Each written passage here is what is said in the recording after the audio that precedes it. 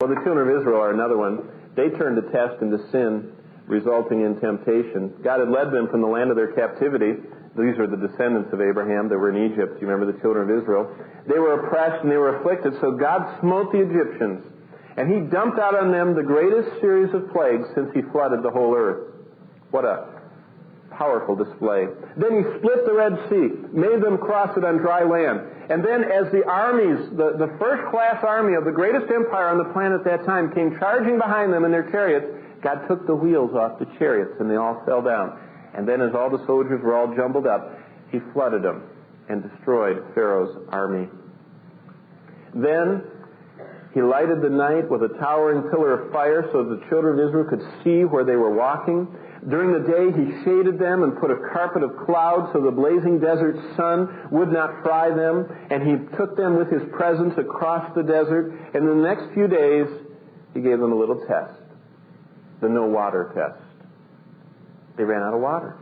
They were in the desert. Now God was shading them, but you still need water. You know, there were lots of babies. There were 3 million people. There were babies. There were animals. There were adults. There were people working. The no water test. An opportunity to see God provide and to further demonstrate His loving care and divine power.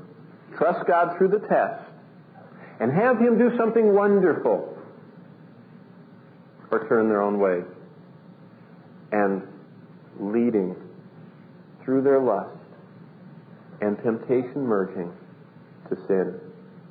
Well, their lust led them to sinful bitterness and then willfulness, and then they sinned and began the first of 10 successive sins that led to God consigning them to rot, as the book of Hebrews says, for their carcasses to fall in the desert and to die there.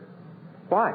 Because they allowed God's trials, His neutral opportunities, and when they stepped onto that platform of exposure in that trial to sin, they could have chosen to say yes to God and say, yes, I will obey you. I don't see how. I don't understand. It's too much for me, so I just go your way, and you'll show me through.